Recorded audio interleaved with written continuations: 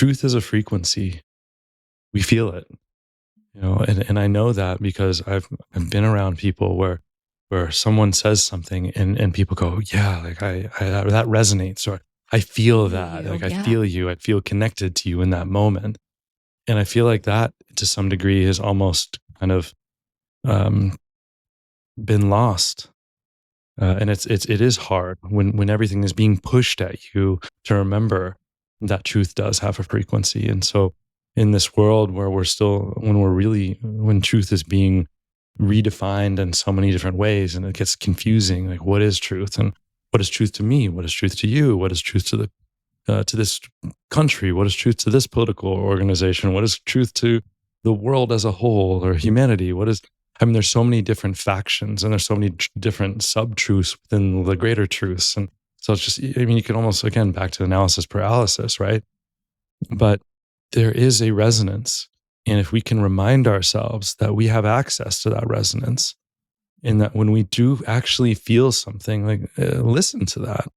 That's important. That is us telling ourselves something. And so when I started to pull back from all of these things, I mean, it was weird. Like I putting myself out there, I felt vulnerable. But the more I did that, the more I actually saw my different people, like friends. Actually, I got closer to my friends that I actually known a long time, who I didn't realize I was keeping them at arm's length away. And here it was, a relation, different friends of close friends that we almost upgraded, into a better friendship that I never knew it was possible, because I was getting in the way, because I wasn't letting truth through. And so how many times are we doing that in all aspects, whether that's our romantic relationships, our family relationships, our coworkers, how we view the world. There's so many things, there's so many different lenses that we are putting a filter on, and not letting ourselves actually flow through. So much so. And we always have the option to throttle our authenticity, right? Because there are times when it can be too much. There's always that polarity, right? Polarity, we'll go like that. Having the awareness of how much is too much, we'll say in any of these spaces, whether it is in social media or it's in any of these other spaces where authenticity can come into play. Be yourself wholly, unapologetically, fully. But there are different contexts for how much you are yourself fully, wholly, unapologetically, and only you can determine what those are. But you may not, but maybe you don't want to put your entire life story on social media. But there is a throttle for being authentic and vulnerable a bit, so that people know your heart and your soul is in it. But maybe you don't even want to go that far on social media. Choose a location where it does fit. Being willing to be real is important. So if your voice is better served using AI and using filters on social media, no shame in that game, right? It's a beautiful thing. But is there anywhere else that your authentic voice is represented so people do know you?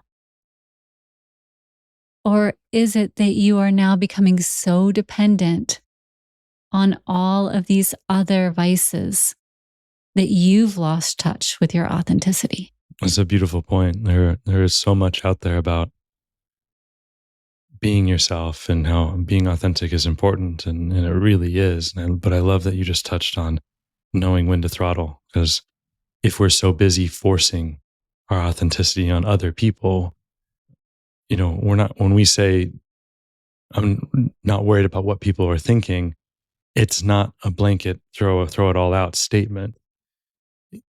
I'm not letting what they think dictate my identity, but I am being aware of who they are and what it's important to have an awareness of other people. It's not just like, hey, I don't care what you think, and then just do whatever. Like that's not like it's like back to it's not like saying no offense and then saying something very offensive. Very offensive. It's not like It's that. like, Well, I said no it's offense. not a free pass. Yeah.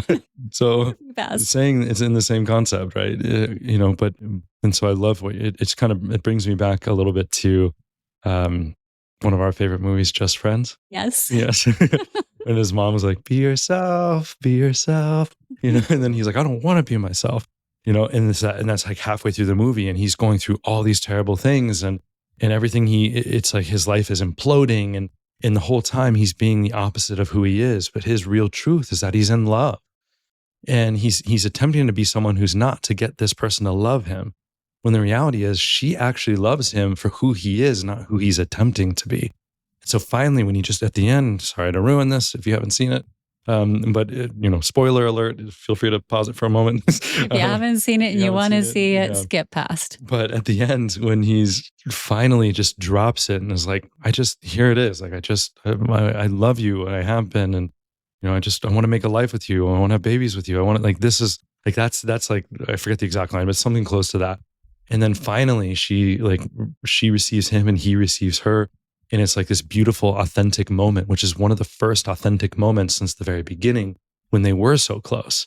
And so it's a fascinating thing that we don't realize that we're so much of we're getting on our own way. And so having that awareness of other people, but also not being dependent on someone else to create your own identity. There's a fine line there and there's a harmony there. And so that's where this exploration of self-truth becomes so important. And hey, we don't have all the answers, but we definitely are on the journey. And so that's why having communities like this to support people so they can have a non-judgmental space to ask the questions. Because again, it's scary. It's scary to be vulnerable. It's scary to share in a way that you've never shared before. And it's scary to wonder, am I sharing too much, or am I pushing my thoughts and who I am too much on people? Is that pushing people away? How do I really become a magnet so that I feel aligned in myself and that people feel aligned to what I'm saying without trumping who they are or how they're showing up in the world? Exactly. I can't force feed my authenticity, but I also don't want to withhold it. So where's that sweet spot? Where's that sweet spot? You just you have to find it. And it's a dance. You don't know until you find it, and you've got to practice. But with all the technology that we talked about, it's easy to become over reliant on that, but there's no shame in using it. So with all of that now in play too, it's like, whoa, how do we do it? And only each of us will know what that balance is for ourselves. And only we will know what feels right for someone else. Like if you were to use it, I might be, Austin, that feels a little overboard for me, but I'm just sharing that as feedback. I can't say that if that's what feels right for you, that you shouldn't do it. I'm just telling you my perspective. And that's the level of respect I would offer we all have to get to with each other. Because if we keep casting stones at each other for what feels right for the other person, we're just going to be in this place where we're chasing our tails and telling each other what to do when we don't even know what we're doing within our own self. So It's truth right there. That resonates. I feel that.